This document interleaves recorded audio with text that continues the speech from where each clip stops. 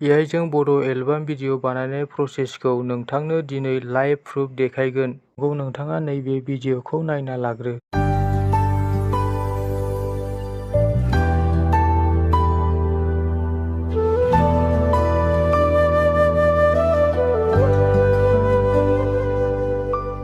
नोंनि अननाय मोनहास्थायो आं सना नोंनि थारैनो बे संजों लोगोसे मोसानाया रिल टाइपनि AI जों बानायनाय एलबाम भिडिअसो। दा नोंथाङाबो बेबादिनो न'आव जिरायनानै एलबाम भिडिअ बानायनानै इउटुबाव आपल'ड होना चेनेलखौ ग्र' एबा फैसा खामायनो गोसोब्ला नैबे भिडिअखौ गोसो होना स्टेप बाय स्टेप मोजाङै नायना ला। गावनि महरजों मोनसे समायना AI जों एलबाम भिडिअ बानायनाय प्रसेसखौ नायदिनि आरो नोंथाङा चेनेलाव गोदानै फैदोंब्ला आंनि टेकनिक जन चेनेलखौ अन्नानै वान टाइम साबस्क्राइब खालामनानै गालां। गिबियाव AI जों एलबाम भिडिअ बानायनोब्ला दोंसे लिरिक्स संग्सखौ खालामग्रोनांगोन आरो बे संजोंसो भिडिअआ जागोन। बिदिब्ला गिबियाव गुगोलाव हाबग्रो, सार्च बाराव ChatGPT टाइप खालामना सेन्ड खालामना हो। दानिया नैबे ChatGPT साइटआव हाबदो। दानिया बे आस्क एनिथिं नुदोंना? बेयाव जों टाइप खालामनांगोन। आं एग्जाम्पल टाइप खालामबाय। मुझे एक बॉलीवुड अरिजित सिंह स्टाइल में प्यारा रोमांटिक बड' लाभ सं बानाकर दो 1 मिनट के लिए लिरिक्स लिख के दो। मानि बे संनि सुरफ्रा जाहाथे अरिजित सिंहनि बायदि सुर फैयो बेखायनो मेनसन खालामना होनाय जाबाय। होनबासो AI आ बुजि मोनगोन। जास्ट बिदि लिरना गाहायनि एरो बटामाव सेन्ड खालामना हो।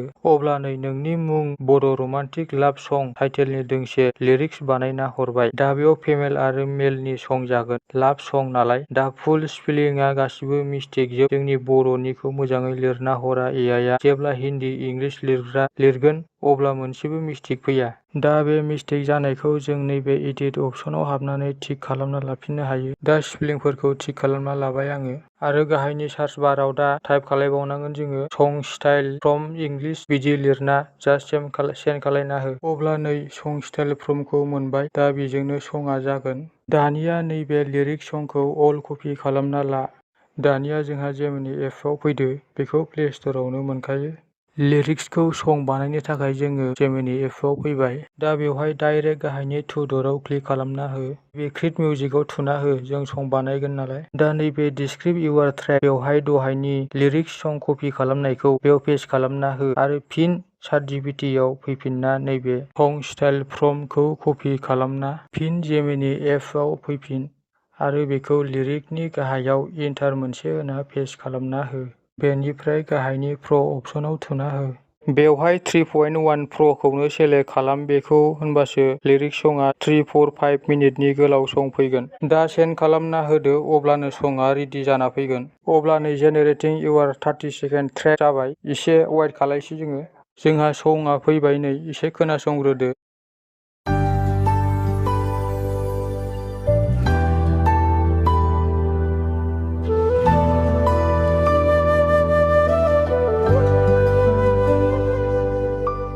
नोंनि अननाय मोनहास्थायो आं सना नोंनि बिखायाव गोबाना थानो लुबै आं सना।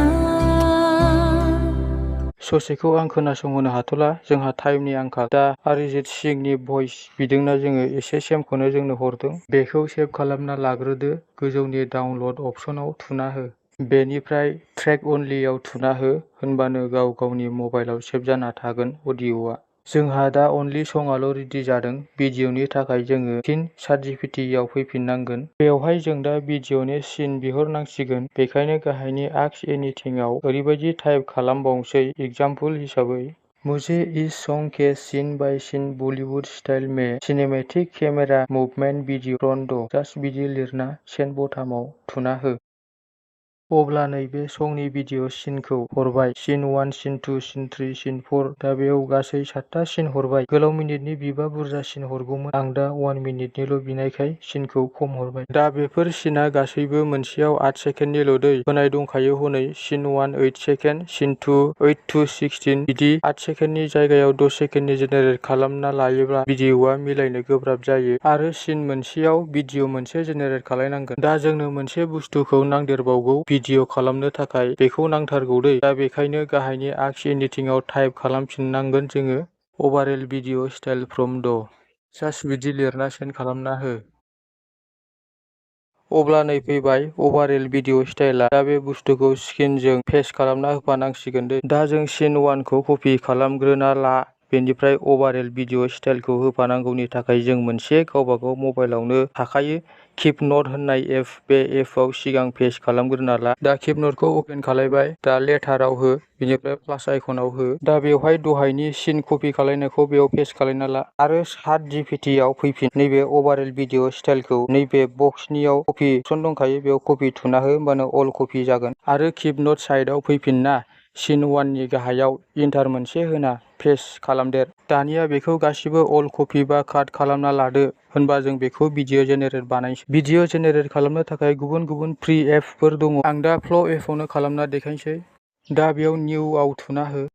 दहायनि जे नट किपआव कपि खालायनायखौ बेयाव पेस्ट खालामना हो आरो प्लास आइकनाव फट' आपल'ड खालाम आरो इमेजआव क्लिक खालायना होबानो डाइरेक्ट फाइलआव लांगोन। दा सेलेक्ट खालामना लादो बबे फट'खौ एक्टर एक्ट्रेस खालामनो, प्लास बेकग्राउन्डखौ होआबाबो जायो। दा नैबे गाहायनि इमेजआव थुना हो सेटिं खालामनो थाखाय। बेवहाय दा भिडिअखौ सेलेक्ट खालामना ला। भिडिअ साइज 16:9 खौ मोनसेल' भिडिअ जेनेरेट खालायगोन, बेखायनो x1 खौ भिडिअ टाइमआ 8 सेकेन्डखौ गाहायाव अमनि प्लासखौ हो। बेनिफ्राय डाइरेक्ट सेन्ड खालामना हो, होनबानो भिडिअआ जेनेरेट जागोन। जों भिडिअ जेनेरेट जानायखौ नेनांसिगोन। 30-40 सेकेन्डसो सम लागोन। दा जोंहा बड' एलबाम भिडिअआ जेनेरेट जाबाय नै। बे खिन्थु फार्स्ट सिनल' जादों। जोंहा गासै सा सिनखौबो बिदिनो ससे ससे जेनेरेट खालामनांगोन। भिडिअखौ एसे नायग्रोदो।